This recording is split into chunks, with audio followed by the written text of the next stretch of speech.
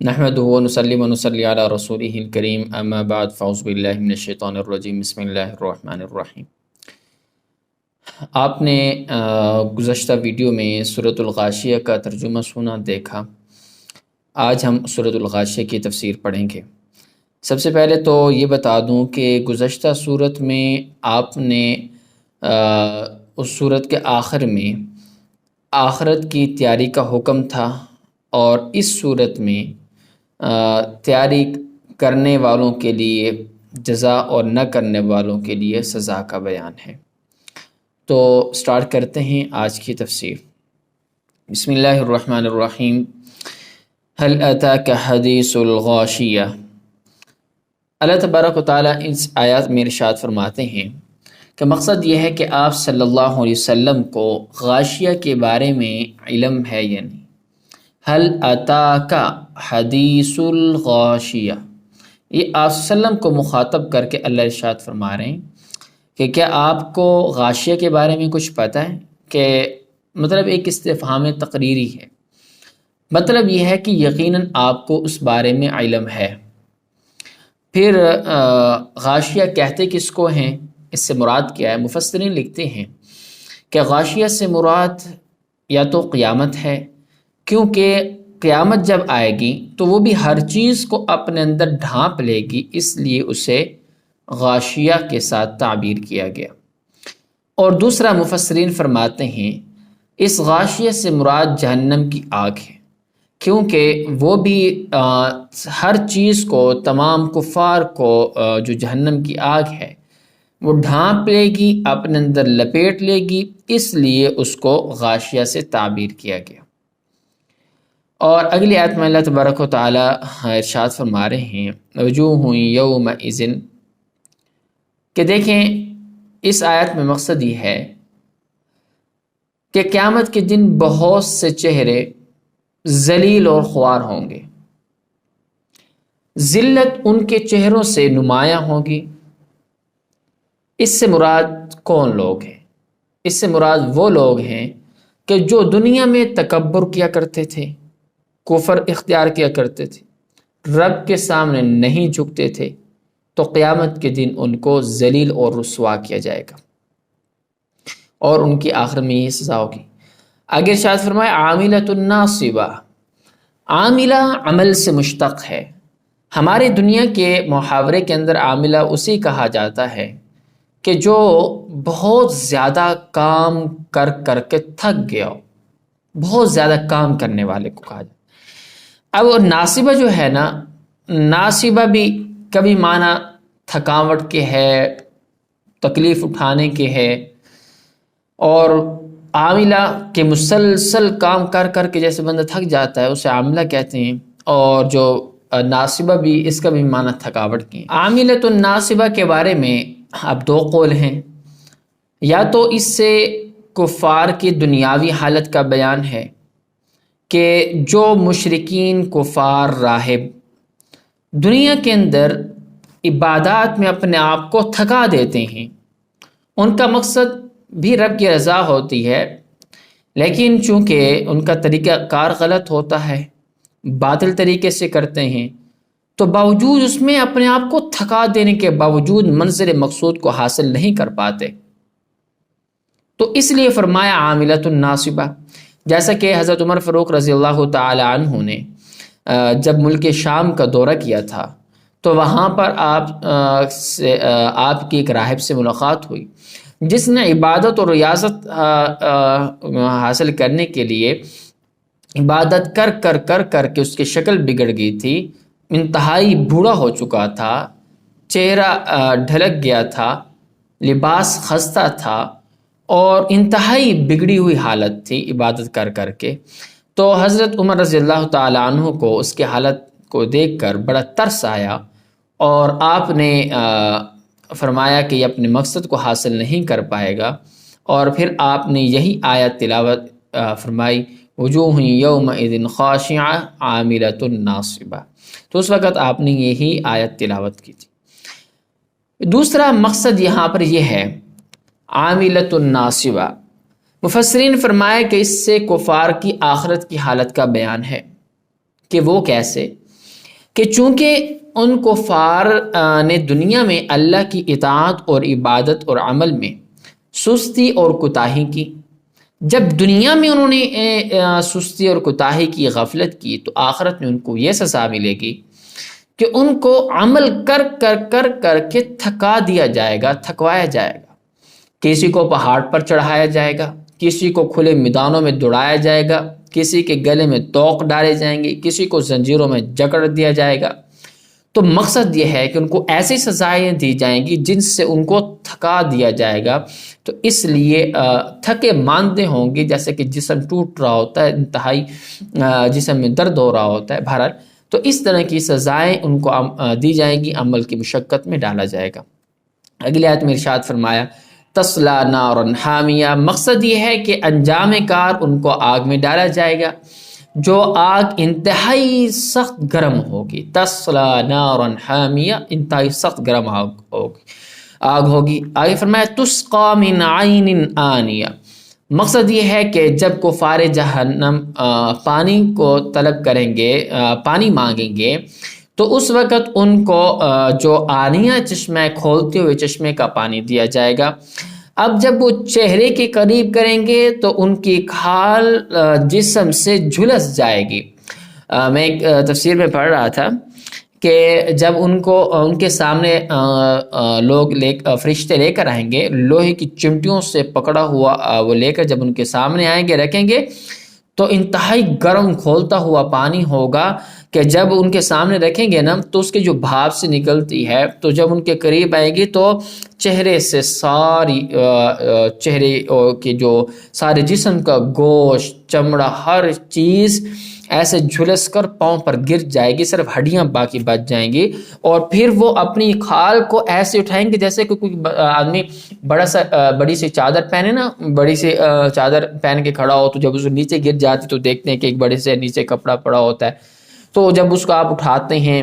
تو اس طریقے سے اپنی کھال اور جسم کا گوشت اسی طرح نیچے جھلس کر گر جائے گا، اور اس کو ایسے اٹھائیں گے، اتنا سخت گرم کھولتا ہوا پانی ہوگا۔ حضرت حسن بصری رحمۃ اللہ علیہ فرماتے ہیں، یہاں پر جو لفظ ارشاد فرمایا گیا نا آنیہ، وہ فرماتے ہیں کہ آنی اس جو گرمائش کی جو انتہا ہوتی ہے نا، اس کو آنیہ بولا جاتا ہے۔ تو پھر فرماتے ہیں کہ اس چشمے کا پانی کا ایک قطرہ اگر پہاڑ پر گرا دیا جائے تو پہاڑ پگھل جائے گا، اتنا گرم ہوگا۔ بہرحال اللہ تبارک و تعالیٰ سے دعا ہے کہ اللہ ہمیں محفوظ فرمائے، تمام مسلمان مومنین کو بغیر حساب کتاب کی جنت میں داخل کر دے، جہنم کے عذاب سے، جہنم کی آگ سے ہمیں بچائے، اور ہمیں بھی آج کل دنیا میں ایسے اعمال کرنے کی توفیق عطا فرمائے جو رب کی رضا، جن سے رب کی رضا مقصود ہو، جن سے رب کی رضا حاصل ہو، نہ کہ ایسے اعمال ہمیں رب تعالیٰ کرنے کی توفیق عطا فرمائے جو رب کی ناراضگی کا سبب بنے۔ بہرحال اگلی آیت میں اللہ ارشاد فرماتے ہیں لیس لہم طعام الا من ضریع، مقصد اچھا اب پچھلی آیت میں دیکھا کہ آپ نے جب پانی مانگے کہ تو یہ ان کو دیا جائے گا، اور پھر اس کے ساتھ جب بھوک بھی تو لگے گی، بھوک جب لگے گی تو اس وقت کیا ہوگا کہ ان کو کھانا وغیرہ نہیں دی جائے گا، ذریع دی جائے گی، ذریع۔ اب ذریع کس کو بولتے ہیں؟ ذریع ایک کانٹے دار گھاس کو کہتے ہیں۔ عرب میں نا آج کل بھی شاید ہو، بہرحال وہ پہلے زمانے میں ایسا ہوتا تھا کہ وہاں ایک گھاس ہوتی تھی، ایک پودا نما جس میں بڑے بڑے کانٹے ہوتے ہیں، انتہائی کڑوا ہوتا ہے، وہ اونٹوں کی غذا ہوتی تھی۔ تو اونٹوں کی غذا ہوتی ہے دنیا کے اندر، یہ اس کی تشبیہ ہے، مثال ہے، تشبیہ۔ اب وہاں کی حقیقت کیا ہے یہ رب تعالیٰ بہتر جانتے ہیں، تو اس کو ذریع بولتے ہیں۔ جب کافروں نے سنا نا چلو یار جہنم میں ہمیں ذریع تو ملے گی، اور چونکہ دنیا والی جو ذریع ہے وہ جو گھاس سی ہے، وہ اونٹ جب ان کو کھاتے تھے اونٹ بڑے فربا اور موٹے ہو جاتے تھے، تو کہ ان کہنے لگے چلو ہمیں وہ تو ملے گی جس سے ہمارے اونٹ بڑے موٹے ہو جاتے ہیں۔ تو پھر اگلی آیت میں فوراً ارشاد فرما دیا کہ ایسی وہ ان کو ملے گی جو لیس لہم طعام الا من ضریع، جب ایسے ذریع ہوگی کہ لا یسمن ولا یغنی من جوع، کہ وہ ذریع جو وہاں پر ان کو ملے گی وہ نہ موٹا کرے گی اور نہ ان کو بھوک مٹائے گی۔ اب وہ کیسے ہوگا کہ جب اس کو کھانے لگیں گے نا تو پیٹ میں تو جائے گی نہیں، حلق میں اڑ جائے گی، حلق میں پھنس جائے گی، اس کو کھا نہیں سکیں گے۔ تو اس پر یہ آیات نازل ہوئیں کہ وہ پھر نہ ان ذریع نہ اس کو نہ ان کی بھوک مٹائے گی اور نہ ان کو موٹا کرے گی۔ اگلی آیت میں ارشاد فرمایا وجوہ یومئذ ناعمہ، مقصد یہ ہے کہ بہت سے چہرے قیامت کے دن تر و تازہ ہوں گے، خوش ہوں گے، نعمتوں میں ہوں گے۔ اب ایسے لوگ جو مطلب یہ ہے کہ خوش ہوں گے، قیامت کی ہولناکی سختی کا ان پر کوئی اثر نہیں ہوگا، اور یہ لوگ کون ہوں گے؟ وہ ہوں گے جو دنیا میں عمل کرتے تھے، نیک اعمال، اور اس میں مشقت برداشت کیا کرتے تھے، تو دنیا کے اندر جہاد کیا کرتے تھے، رب کی رضا حاصل کرنے کے لیے مشقت والے اعمال کرتے تھے، تو ان کو وہاں پر اب راحت اور سکون حاصل ہوگا۔ لسعیھا راضیہ، مقصد یہ ہے کہ وہ لوگ اپنی کوشش کی وجہ سے انتہائی خوش ہوں گے، اور دنیا میں اللہ کی راہ میں جتنی بھی انہوں نے تکلیفیں اٹھائی ہیں، برداشت کی ہیں، تو وہ اس ٹائم خوش ہوں گے کہ چلیں ہماری جو دنیا کا جو ہماری محنت تھی اس کا ثمرہ، اس کا پھل آج ہمیں مل چکا ہے۔ آگے فرمایا فی جنت عالیہ، تو جب ان کے صورتحال کے ثمرہ کیسے ہوگا؟ نیک ثمرہ یہ ہوگا کہ بلند و بالا باغات میں ہوں گے، عیش و عشرت والی زندگی گزار رہے ہوں گے، لا تسمعوا فیہا لاغیہ، مقصد یہ ہے کہ جنت میں کوئی بیہودہ بات بھی نہیں سنیں گے، اور نہ بیہودہ بات سنیں گے، نہ کوئی رنج و علم والی کوئی بات سنیں گے، نہ گالم گلوچ ہوگا، نہ بہتان تراشی ہوگی، جھوٹ غیبت کچھ بھی نہیں ہوگا، پر امن پرسکون انتہائی لطف والی زندگی ہوگی۔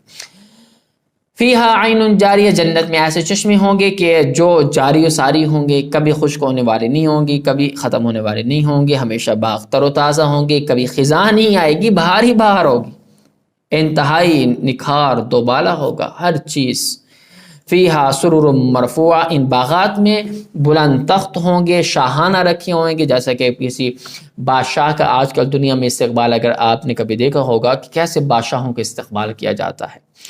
تو اس سے تو یہ تو دنیا کے بادشاہ، دنیا کی چیزیں، دنیا کی رنگینیاں ہیں، تو وہاں پر جو اس ٹائم جو حالات ہوں گے وہ تو بس رب ہی بہتر جانتے ہیں، کیسے ہر ایک جنتی کا جو پروٹوکول ہوگا، جو استقبال کیا جائے گا، جو شان و شوکت ہوگی، وہ ایسے سمجھیں کہ دنیا کے سارے بادشاہ ملا لیں تب بھی اس ایک جنتی کے پروٹوکول اور اس کی شان کے لائق نہیں ہو سکتے۔ تو اس لیے فرمایا کہ فیہا سرر مرفوعہ، بلند و بالا بڑے اونچے تخت لگے ہوں گے، ان پر بیٹھے ہوں گے، واکواب موضوعہ، اور گلاس ان چشموں کے قریب کناروں پر پڑے ہوں گے، گلاسوں کے اندر شراب ہوگی، دنیا والی شراب نہیں ہوگی، آخرت والی شراب ہوگی جس سے لطف و سرور آئے گا، اور اس کو استعمال کریں گے۔ ونمارق، اور اس سے میں ایک اور بات بتاؤں کہ آگے جو یہاں پر فرمایا نا وکواب موضوع کے گلاس رکھے ہوں گے، ترتیب کے ساتھ رکھے ہوں گے، اس سے ہمیں دنیاوی اللہ تبارک و تعالی دنیاوی اعتبار سے ہمیں اخلاق بھی سکھا رہے ہیں کہ دیکھیں ہر ایک چیز کا طریقہ کار ہوتا ہے، یوں نہیں کہ آپ کسی کے سامنے، مہمان کے سامنے کوئی گلاس رکھیں، یا گھر میں آپ جیسے برتن وغیرہ ہم رکھتے ہیں جیسے بے ڈھنگے نہ پڑے ہوئے ہوں، ترتیب سے رکھے ہوئے خوبصورت بھی لگتے ہیں، سلیقے کے ساتھ پڑے ہوئے ہوں، تو یہ ہمیں اخلاقی تربیت بھی دی جا رہی ہے، یہ سکھلایا بھی جا رہا ہے۔ وَنَمَارِقُ مَصْفُوفَةٌ، اور گاؤ تکیے بھی رکھے ہوں گے، جیسا کہ آج اپنا جہاں پر صوفے وغیرہ کا سسٹم نہ ہو اور جہاں پر نیچے کارپیٹ وغیرہ کا نظام ہو، تو آپ سائڈ پہ دیکھتے ہیں نا دیواروں کے ساتھ گاؤ تکیے لگے ہوتے ہیں، تو اس طریقے سے وہاں پر بھی بڑے بڑے عالیشان طریقے سے نیچے گدے بچھے ہوئے ہوں گے، سائڈوں پہ گاؤ تکیے رکھے ہوئے ہوں گے، تو وہاں پر بھی ایسا نظام ہوگا۔ اور پھر آگے فرمایا وَزَرَابِيُّ مَبْثُوثَةٌ، اور جو وہاں پر نیچے کارپٹس ہوں گی، جو نیچے قالینیں ہوں گی، اور انتہائی نرم و ملائم ہوگی، جس سے ہر شخص جو ہوگا وہ راحت و سکون میں ہوگا اور اس کو بڑا اچھا فیل کرے گا۔ تو یہی اللہ تبارک و تعالیٰ نے اپنی جنت کی نعمتوں کو ذکر کیا اور بتلایا کہ جو لوگ دنیا کے اندر نیک اعمال کو کرنے میں مشقت حاصل کرتے ہیں، رب کی رضا حاصل کرنے میں مشقت کرتے ہیں، ان کو پھر یہ اجر و ثواب دیا جائے گا اور یہ نعمتیں ان کو دی جائیں گی۔ امید ہے کہ آج کی تفسیر بھی آپ کو سمجھ میں آ چکی ہوگی۔ اسی کے ساتھ ہمیں اجازت دیجیے اور حسان اکیڈمی کو سپورٹ کرتے رہا کریں، ویڈیو کو لائک کمنٹ کر دیا کریں۔ اللہ حافظ، انشاءاللہ پھر آپ سے نیکسٹ ویڈیو میں ملاقات ہوگی۔